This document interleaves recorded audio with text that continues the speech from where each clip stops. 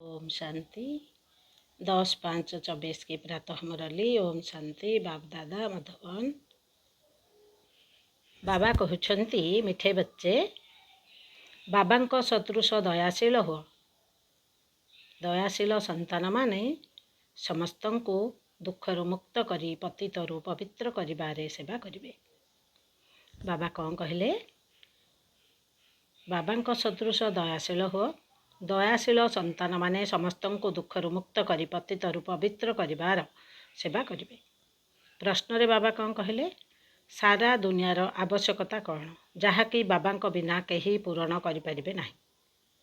उत्तर रे बाबा कहले सारा दुनिया चाहूँछि शांति एवं सुख मिलू। सबू संतान मानकर आकुल निवेदन शुणी बाबा आसी थांती।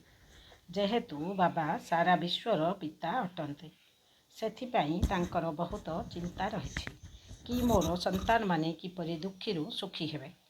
बाबा कहउछंती पिला माने पुरुणा दुनिया मध्य मोर एवं सबु पिला माने मध्य मोर। तेणु मु आसीछि समस्त को दुखरु मुक्त करिबा पाई। मु सारा दुनियार मालिक अटे। सेथिपाई मोते ही एही दुनिया को पतितरु पावन करिबाकू हेब। ओम शांति। बाबा संतान मानकु पवित्र करुछंती। तेणु निश्चित भावे बाबा सहित स्नेह रखिबा उचित। भाई भाई भितरे परस्पर स्नेह रहिबा ठीक कथा। गोटिए पितांक संतान परस्पर भाई भाई अटंती। पवित्र एकमात्र बाबा ही कराई थांती। सेथिपाई सबु संतान माने एकमात्र बाबा को ही स्नेह करुछंती। बाबा कहउछंती संतान माने मोते मने पकाओ। एक कथा तो ठीक जे तमे माने परस्पर भाई भाई अट। बाबा कौन कहले? बाबा कहउछंती संतान माने मोते मने पकाओ। एक कथा तो ठीक जे तुमे माने परस्पर भाई भाई अट। तेणु निश्चित मिलेमिशी रहिबा। एक बाबांकर संतान अट। आत्मारे ही बहुत स्नेह रही। जेहेतु देवता पद प्राप्त करुछ तेणु परस्पर मध्यरे बहुत स्नेह रहिबा दरकार। आमे आत्मा माने परस्पर भाई भाई बाबांक ठारू संपत्ति नेउछु। बाबा आसी शिक्षा देउछंती। जेउ माने बुद्धिमान होई थांती से माने बुझी जाई थांती जे एहा स्कूल बा बहुत बड़ यूनिवर्सिटी अटे। यूनिवर्सिटी माना विश्वविद्यालय। विद्यालय एमती स्कूल। बाबा कौन कहले? बुद्धिमान होई थांती से माने बुद्धि जाई थांती जे एहा स्कूल बा बहुत बड़ यूनिवर्सिटी अटे। बाबा समस्त को दृष्टि देउछंती अथवा मने पकाउछंती। बेहद्र बाबा को सारा दुनियार मनुष्य आत्मा माने मने पकाउछंती। नुआ हेउ अथवा पुरुणा हेउ सारा दुनिया ही बाबांकर अटे। एपरि नुहे कि नुआ दुनिया बाबांकर एवं पुरुणा दुनिया बाबांकर नुहे। सबु बाबांक दुनिया। बाबा ही समस्त को पवित्र करुछंती। तेणु पुरुणा दुनिया मध्य मोर अटे। मु सारा दुनियार मालिक। जदिओ मो नुआ दुनिया रे राजत्व करुनाही तथापि मध्य ताहा मोर अटे ना। मोर संतान माने मोर एही बड़ घरे बहुत सुखरे रहुछंती पुणी दुख मध्य पाउछंती। एहा खेल अटे ना। एही सारा बेहद्र दुनिया आमर घर। एहा बहुत बड़ रंगमंच। बाबा जानिछंती सारा संसार रूपी घरे मोर संतान माने अछंती। बाबा कौन जानिछंती? सारा संसार रूपी घरे मोर संतान माने अछंती। बाबा सारा दुनिया को देखुछंती। समस्ते चैतन्य आत्मा। सबु संतान माने एही समय रे दुखी होई जाइछंती। सेथिपाई आकुल निवेदन करुछंती हे शांतिदाता बाबा आमको एही छी छी दुखी दुनियारू शांतिर दुनिया को नहीं चल।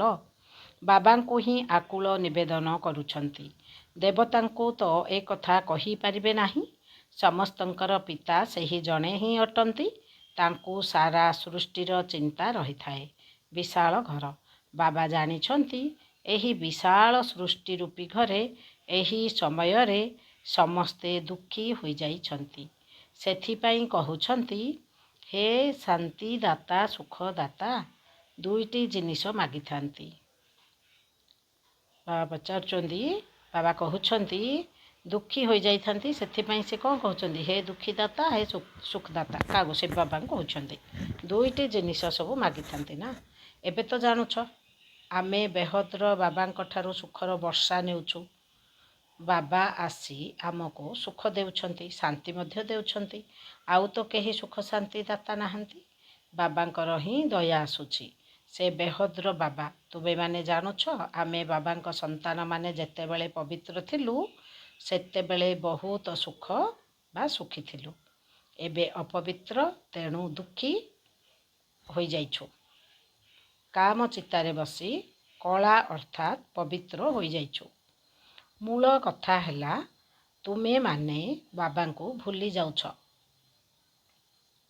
ଯେଉଁ ବାବା ଏତେ ଉଚ୍ଚ ପଦ ଦେଉଛନ୍ତି, ଗାୟନ ମଧ୍ୟ କରୁଛନ୍ତି ନା ତୁମେ ମାତା ପିତା। କ'ଣ କହିଲେ? ଯେଉଁ ବାବା ଏତେ ଉଚ୍ଚ ପଦ ଦେଉଛନ୍ତି, ଗାୟନ ମଧ୍ୟ କରୁଛନ୍ତି ନା ତୁମେ ମାତା ପିତା। ଅସୀମ ସୁଖ ଥିଲା, ଯେଉଁ ସୁଖକୁ ତୁମେମାନେ ଏବେ ପୁଣି ପ୍ରାପ୍ତ କରୁଛ, କାରଣ ଏବେ ବହୁତ ଦୁଃଖ ରହିଛି। ଏହା ହେଉଛି ତୁମ ପ୍ରଧାନ ଦୁନିଆ। ଏହା ହେଉଛି ତୁମ ପ୍ରଧାନ ଦୁନିଆ। ସମସ୍ତେ ବିଷୟ ସାଗରରେ ବୁଡ଼ି ରହିଛନ୍ତି, କିଛି ମଧ୍ୟ ବୁଝୁନାହାନ୍ତି। ଏକଥା ତୁମେମାନେ ଏବେ ବୁଝିପାରୁଛ। ତୁମେମାନେ ଅନୁଭବ କରୁଛ ଯେ ଏହା ହେଉଛି ଘୋର ନର୍କ। ତୁମେମାନେ ଅନୁଭବ କରୁଛ ଯେ ଏହା ହେଉଛି ଘୋର ନର୍କ। ବାବା ସନ୍ତାନମାନଙ୍କୁ ପଚାରୁଛନ୍ତି, ଏବେ ତୁମେ ନର୍କବାସୀ ନା ସ୍ୱର୍ଗବାସୀ? ଯେତେବେଳେ କାହାର ମୃତ୍ୟୁ ହେଉଛି ସେତେବେଳେ ତୁରନ୍ତ କହିଦେଉଛନ୍ତି ଯେ ସ୍ୱର୍ଗବାସୀ ହୋଇଗଲେ, ଅର୍ଥାତ୍ ସବୁ ଦୁଃଖରୁ ମୁକ୍ତ ହୋଇଗଲେ। ତେବେ ତାଙ୍କୁ ନର୍କର ଜିନିଷ କାହିଁକି ଖୁଆଉଛ, ଏ କଥା ମଧ୍ୟ ବୁଝିପାରୁନାହାନ୍ତି। ବାବା ଆସି ସ୍ୱର୍ଗର ସ୍ଥାପନା କରୁଛନ୍ତି, ତୁମମାନଙ୍କୁ ରାଜଯୋଗ ଶିଖାଉଛନ୍ତି। ବାବା କହୁଛନ୍ତି, ମଧୁର ସନ୍ତାନମାନେ, ମୁଁ ତୁମକୁ ଜ୍ଞାନ ଶୁଣାଉଛି। ବାବା କ'ଣ କହୁଛନ୍ତି? ମଧୁର ସନ୍ତାନମାନେ, ମୁଁ ତୁମକୁ ଜ୍ଞାନ ଶୁଣାଉଛି।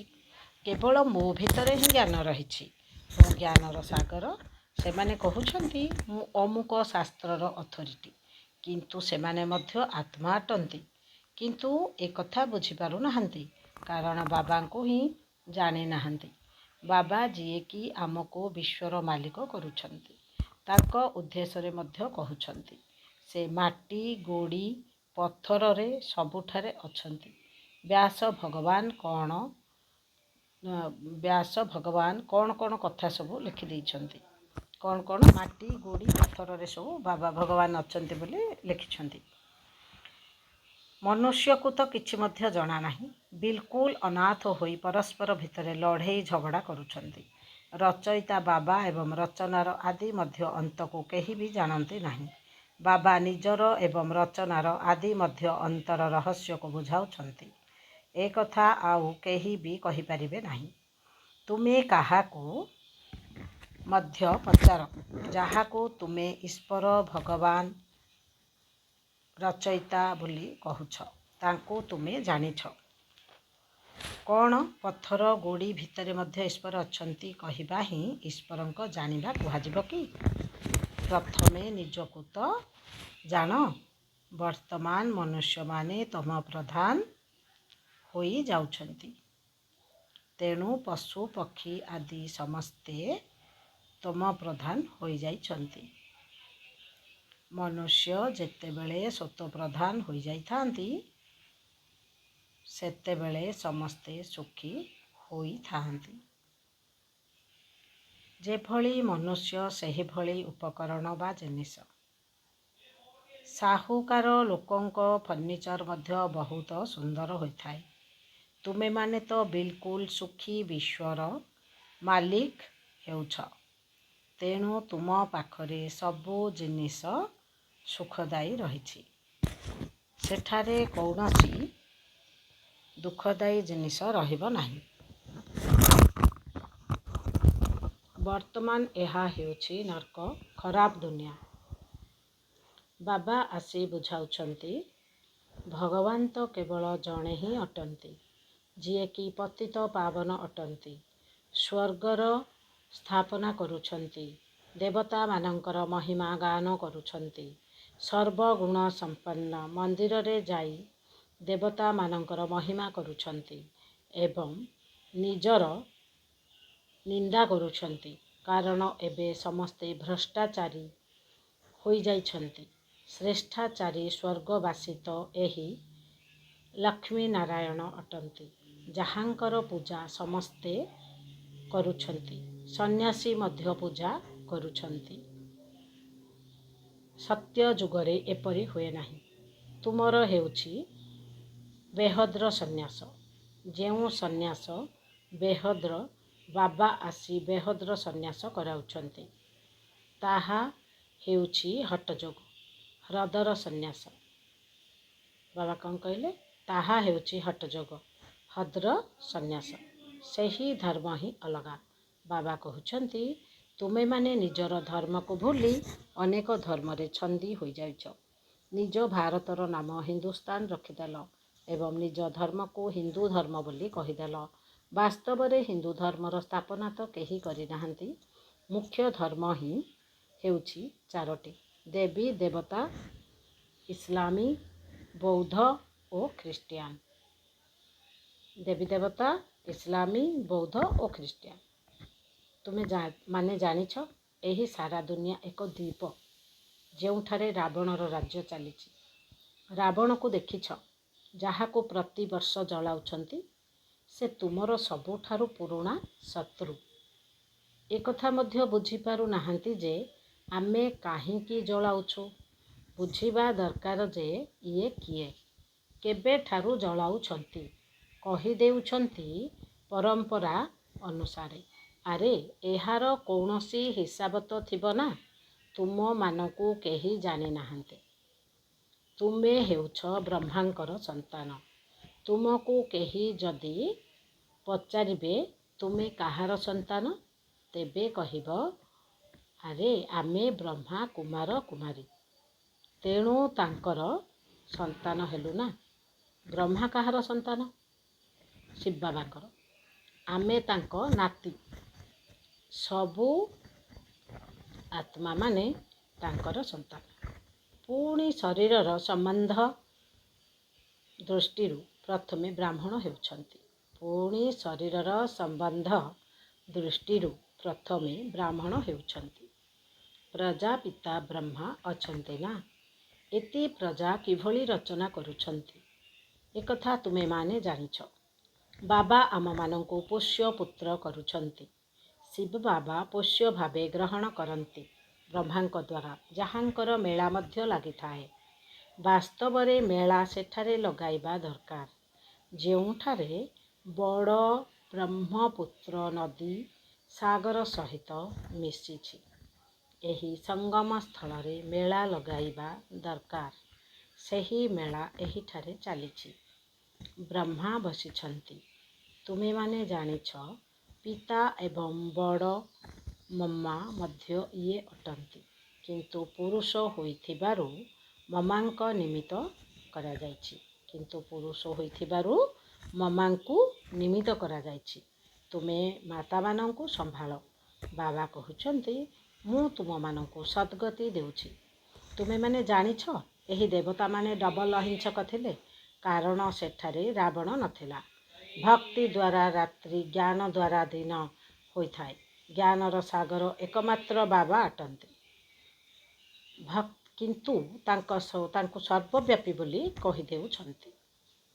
ବାବା ଏକଥା ନିଜେ ଆସି ବୁଝାଉଛନ୍ତି ଏବଂ ସନ୍ତାନମାନଙ୍କୁ ହିଁ ବୁଝାଉଛନ୍ତି। ଶିବ ଭଗବାନୁବାଚ ରହିଛି ନା।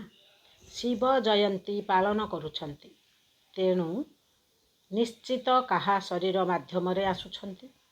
ବାବା କହୁଛନ୍ତି, ମୋତେ ପ୍ରକୃତିର ଆଧାର ନେବାକୁ ପଡ଼ୁଛି। ମୁଁ କୌଣସି ଛୋଟ ପିଲାର ଆଧାର ନେଉନାହିଁ। ଶ୍ରୀକୃଷ୍ଣ ତ ଛୋଟ ପିଲା ଅଟନ୍ତି ନା। ମୁଁ ତ ତାଙ୍କର ବହୁତ ଜନ୍ମର ଅନ୍ତିମ ସମୟରେ, ଅର୍ଥାତ୍ ଅନ୍ତିମ ଜନ୍ମର ବାନପ୍ରସ୍ଥ ଅବସ୍ଥାରେ ପ୍ରବେଶ କରୁଛି। ବାନପ୍ରସ୍ଥ ଅବସ୍ଥା ପରେ ହିଁ ମନୁଷ୍ୟ ଭଗବାନଙ୍କୁ ସ୍ମରଣ କରିଥାନ୍ତି, ପରନ୍ତୁ ଭଗବାନଙ୍କୁ ଯଥାର୍ଥ ରୂପେ କେହି ଜାଣିନାହାନ୍ତି।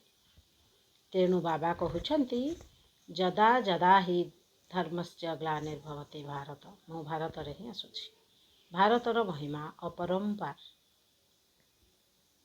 ଦେଖ ମନୁଷ୍ୟମାନଙ୍କର କେତେ ଦେହ ଅହଙ୍କାର ରହିଛି। କହିଥାନ୍ତି ମୁଁ ଅମୁକ, ମୁଁ ଏଭଳି। ଏବେ ବାବା ଆସି ତୁମମାନଙ୍କୁ ଦେହୀ ଅଭିମାନୀ କରୁଛନ୍ତି। ମଧୁର ଆତ୍ମିକ ସନ୍ତାନମାନଙ୍କୁ ଆତ୍ମିକ ପିତା ବସି ଜ୍ଞାନର ସବୁ ରହସ୍ୟ ବତାଉଛନ୍ତି। ଏହା ହେଉଛି ପୁରୁଣା ଦୁନିଆ। ସତ୍ୟଯୁଗ ହେଉଛି ନୂଆ ଦୁନିଆ। ସତ୍ୟ ଯୁଗରେ ଆଦି ସନାତନ ଦେବୀ ଦେବତା ଧର୍ମ ହିଁ ଥିଲା। 5000 ବର୍ଷର କଥା। କିନ୍ତୁ ଶାସ୍ତ୍ରରେ ଏହା ହେଉଛି ପୁରୁଣା ଦୁନିଆ। ସତ୍ୟଯୁଗ ହେଉଛି ନୂଆ ଦୁନିଆ। ସତ୍ୟ ଯୁଗରେ ଆଦି ସନାତନ ଦେବୀ ଦେବତା ଧର୍ମ ହିଁ ଥିଲା। 5000 ବର୍ଷର କଥା। କିନ୍ତୁ ଶାସ୍ତ୍ରରେ କଳ୍ପର ଆୟୁ 1,000,000 ବର୍ଷ ବୋଲି ବ୍ୟାସଦେବ ଲେଖିଦେଇଛନ୍ତି। ବାସ୍ତବରେ ଏହା 5000 ବର୍ଷର କଳ୍ପ। ମନୁଷ୍ୟ ବିଲକୁଲ ଅଜ୍ଞାନ, କୁମ୍ଭକର୍ଣ୍ଣର ନିଦରେ ଶୋଇଯାଇଛି। ଯଦି ଏବେ କେହି ନୂଆ ଲୋକ ଏହି କଥାକୁ ଶୁଣିବ ତେବେ କିଛି ବୁଝିପାରିବ ନାହିଁ। ସେଥିପାଇଁ ବାବା କହୁଛନ୍ତି ମୁଁ ନିଜର ସନ୍ତାନମାନଙ୍କ ସହିତ ହିଁ କଥା ହେଉଛି। ଭକ୍ତି ମଧ୍ୟ ତୁମେମାନେ ହିଁ ଆରମ୍ଭ କରୁଛ। ନିଜକୁ ନିଜେ ଚଟକଣା ମାରିଛ। ବାବା ତୁମକୁ ପୂଜ୍ୟ କରିଥିଲେ, ପୁଣି ତୁମେମାନେ ପୂଜାରୀ ହୋଇଯାଇଛ। ଏହା ମଧ୍ୟ ଖେଳ। କେହି କେହି ମନୁଷ୍ୟ କୋମଳ ହୃଦୟ ହୋଇଥିଲେ ଖେଳ ଦେଖି କାନ୍ଦି ମଧ୍ୟ ପକାନ୍ତି। ବାବା ତ କହୁଛନ୍ତି ଯିଏ କାନ୍ଦିବ ସେ 3 କାଳର ସୁଖ ହରାଇବ। ସତ୍ୟ ଯୁଗରେ କାନ୍ଦିବାର କୌଣସି କଥା ହିଁ ନାହିଁ। ଏଠାରେ ମଧ୍ୟ ବାବା କହୁଛନ୍ତି କାନ୍ଦିବା ଉଚିତ ନୁହେଁ। ଦ୍ୱାପର କଳିଯୁଗରେ କାନ୍ଦିଥାନ୍ତି। ସତ୍ୟ ଯୁଗରେ କେହି କେବେ କାନ୍ଦନ୍ତି ନାହିଁ। ଅନ୍ତିମ ସମୟରେ ତ କାହାକୁ କାନ୍ଦିବାକୁ ଫୁରୁସତ ମିଳିବ ନାହିଁ। ଅଚାନକ ମୃତ୍ୟୁ ହୋଇ ଚାଲିବ। ହାୟ ରାମ ମଧ୍ୟ କହିପାରିବେ ନାହିଁ। ବିନାଶ ଏପରି ହେବ ଯେ ଟିକିଏ ବି ଦୁଃଖ ଲାଗିବ ନାହିଁ। କାରଣ ହସ୍ପିଟାଲ ଆଦି ତ ରହିବ ନାହିଁ। ସେଥିପାଇଁ ଏହିଭଳି ଜିନିଷ ମଧ୍ୟ ତିଆରି କରୁଛନ୍ତି। ତେଣୁ ବାବା ବୁଝାଉଛନ୍ତି ମୁଁ ତୁମ ବାନରମାନଙ୍କର ସେନା ନେଉଛି ରାବଣ ଉପରେ ବିଜୟ ପ୍ରାପ୍ତ କରିବା ପାଇଁ। ଏବେ ବାବା ତୁମମାନଙ୍କ ଉପାୟ ବତାଉଛନ୍ତି। ବତାଉଛନ୍ତି କ'ଣ ପାଇଁ? ଯେହେତୁ ରାବଣ ଉପରେ କିପରି ବିଜୟ ପ୍ରାପ୍ତ କରିବାକୁ ହେବ। ସମସ୍ତ ସୀତାମାନଙ୍କୁ ରାବଣର ଜଞ୍ଜିରରୁ ମୁକ୍ତ କରିବାକୁ ପଡ଼ିବ। ଏସବୁ ବୁଝିବାର କଥା। ଭଗବାନ ବାଚ ତୁମମାନଙ୍କୁ ବାବା କହୁଛନ୍ତି ଖରାପ କଥା ଶୁଣ ନାହିଁ। ଭଗବାନ ବାଚ ତୁମମାନଙ୍କୁ ବାବା କହୁଛନ୍ତି ଖରାପ କଥା ଶୁଣ ନାହିଁ। Here no evil. ଯେଉଁ କଥାରେ ତୁମର କିଛି ଲାଭ ନାହିଁ ସେ କଥାରୁ ତୁମେ ନିଜର କାନ ବନ୍ଦ କରିଦିଅ। ଏବେ ତୁମକୁ ଶ୍ରୀମତ ମିଳୁଛି। ତୁମେମାନେ ଶ୍ରେଷ୍ଠ ହେବ। ଏଠାରେ ତ ଶ୍ରୀ ଶ୍ରୀର ଉପାଧି ସମସ୍ତଙ୍କୁ ଦେଇ ଦେଇଛନ୍ତି। ଆଚ୍ଛା ବାବା ତଥାପି କହୁଛନ୍ତି ନିଜକୁ ଆତ୍ମା ମନେକର ଏବଂ ବାବାଙ୍କ ସ୍ମରଣ କର। କ'ଣ କହିଛନ୍ତି ବାବା? ତଥାପି କହୁଛନ୍ତି ନିଜକୁ ଆତ୍ମା ମନେକର ଏବଂ ବାବାଙ୍କୁ ସ୍ମରଣ କର। ଏହା ହାରିବା ଏବଂ ବିଜୟୀ ହେବାର କେତେ ଆଶ୍ଚର୍ଯ୍ୟଜନକ ଅବିନାଶୀ ଖେଳ। ଏକଥା କେବଳ ବାବା ହିଁ ବୁଝାଉଛନ୍ତି। ଆଚ୍ଛା ମିଠା ମିଠା ଶିକିଲଧ୍ୟେ ସନ୍ତାନମାନଙ୍କ ପ୍ରତି ମାତ ପିତା ବାପ ଦାଦାଙ୍କର ମଧୁର ସ୍ନେହଭରା ସ୍ମୃତି ଏବଂ ସୁପ୍ରଭାତ। ଆତ୍ମିକ ପିତାଙ୍କର ଆତ୍ମିକ ସନ୍ତାନମାନଙ୍କୁ ନମସ୍ତେ। ବାବା ଆଜି କ'ଣ କହିଲେ ଧାରଣାରେ ଶୁଣିବା। ଧାରଣା ପାଇଁ ମୁଖ୍ୟ ସାର। ପ୍ରଥମ ପଏଣ୍ଟରେ ବାବା କ'ଣ କହୁଛନ୍ତି? ବାବାଙ୍କ ସମାନ ଦୟାଶୀଳ ହେବାକୁ ପଡ଼ିବ। ବାବା ଯେମିତି ଦୟାଶୀଳ ଆମକୁ ସେମିତି ଦୟାଶୀଳ ହେବାକୁ ପଡ଼ିବ। ସମସ୍ତଙ୍କୁ ଦୁଃଖରୁ ମୁକ୍ତ କରି ପତିତରୁ ପବିତ୍ର ହେବାର ସେବା କରିବାକୁ ହେବ।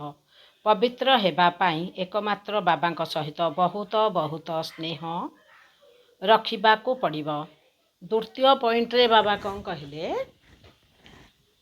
ବାବା କହୁଛନ୍ତି ଯିଏ କାନ୍ଦିବ ସିଏ ହରାଇବ। ସେଥିପାଇଁ କୌଣସି ବି ପରିସ୍ଥିତିରେ ତୁମକୁ କାନ୍ଦିବାକୁ ପଡ଼ିବ ନାହିଁ ବା କାନ୍ଦିବାର ନାହିଁ। ବାବା କହିଲେ ଦ୍ୱିତୀୟ ପଏଣ୍ଟରେ ବାବା କହୁଛନ୍ତି ଯିଏ କାନ୍ଦିବ ସିଏ ହରେଇବ। ସେଥିପାଇଁ କୌଣସି ବି ପରିସ୍ଥିତିରେ ତୁମକୁ କାନ୍ଦିବାର ନାହିଁ। ବରଦାନରେ ବାବା କହିଲେ ଈଶ୍ୱର ରାଜ୍ୟ ଦ୍ୱାରା ନିଜର ସାଥୀମାନଙ୍କୁ ସ୍ନେହୀ ସହଯୋଗୀ କରି ଚଲାଉଥିବା ମାଷ୍ଟର ଦାତା ହୁଅ। ବିସ୍ତାରରେ ବାବା କହିଲେ ରାଜା ଅର୍ଥାତ୍ ଦାତା। ଦାତାଙ୍କୁ କହିବାକୁ ବା ମାଗିବାକୁ ପଡ଼େ ନାହିଁ। ସମସ୍ତେ ନିଜ ଇଚ୍ଛାରେ ରାଜାମାନଙ୍କୁ ନିଜର ସ୍ନେହର ଉପହାର ଭେଟି ଦେଇଥାନ୍ତି। କ'ଣ କହୁଛନ୍ତି ବାବା? ବିସ୍ତାରରେ ଚଲାଉଥିବା ମାଷ୍ଟର ଦାତା ହୁଅ। ରାଜା ଅର୍ଥାତ୍ ଦାତା। ଦାତାଙ୍କୁ କହିବାକୁ ବା ମାଗିବାକୁ ପଡ଼େ ନାହିଁ। ସମସ୍ତେ ନିଜ ଇଚ୍ଛାରେ ରାଜାମାନଙ୍କୁ ନିଜର ସ୍ନେହର ଉପହାର ଭେଟି ଦେଇଥାନ୍ତି। ତୁମେମାନେ ମଧ୍ୟ ନିଜ ଉପରେ ରାଜ୍ୟ କରୁଥିବା ରାଜା ହୁଅ। ତେବେ ସମସ୍ତେ ଆପେ ଆପେ ନିଜର ସହଯୋଗ ରୂପେ ଉପହାର ଦେବା ପାଇଁ ଆଗେଇ ଆସିବେ। ଯାହାର ସ୍ୱ ଉପରେ ରାଜ୍ୟ ଚାଲିଛି ଅର୍ଥାତ୍ ନିୟନ୍ତ୍ରଣ ରହିଛି ତାଙ୍କ ସମ୍ମୁଖରେ ଲୌକିକ ଅଲୌକିକ ସାଥୀମାନେ ଜି ହଜୁର, ଜି ହାଜିର, ହଁ ଜି କହି ସ୍ନେହ ସହଯୋଗୀ ହୋଇଥାନ୍ତି। ତେବେ ପରିବାର ଭିତରେ କେବେ କାହା ଉପରେ ତୁମକୁ ହୁକୁମ ଚଲେଇବାର ନାହିଁ, କିନ୍ତୁ ନିଜର କର୍ମେନ୍ଦ୍ରିୟ ଗୁଡ଼ିକୁ ନିଜର ଆୟତ୍ତରେ ରଖିବାକୁ ହେବ। ତାହା ହେଲେ ତୁମର ସମସ୍ତ ସାଥୀମାନେ ତୁମର ସ୍ନେହୀ ସହଯୋଗୀ ହୋଇଯିବେ। ବାବା ସ୍ଲୋଗାନରେ କ'ଣ କହିଲେ? ସର୍ବପ୍ରାପ୍ତି ରୂପୀ ସାଧନ ଉପଲବ୍ଧ ଥିଲେ ମଧ୍ୟ ନିଜର ମନୋବୃତ୍ତି ଯଦି ଉପରାମ ରହିଥିବ ତେବେ କୁହାଯିବ ବୈରାଗ୍ୟ ବୃତ୍ତି। ସ୍ଲୋଗାନରେ ବାବା କହିଲେ ସର୍ବପ୍ରାପ୍ତି ରୂପୀ ସାଧନ ଉପଲବ୍ଧ ଥିଲେ ମଧ୍ୟ ନିଜର ମନୋବୃତ୍ତି ଯଦି ଉପରାମ ରହୁଥିବ ତେବେ କୁହାଯିବ ବୈରାଗ୍ୟ ବୃତ୍ତି। ଓମ୍ ଶାନ୍ତି, ଓମ୍ ଶାନ୍ତି।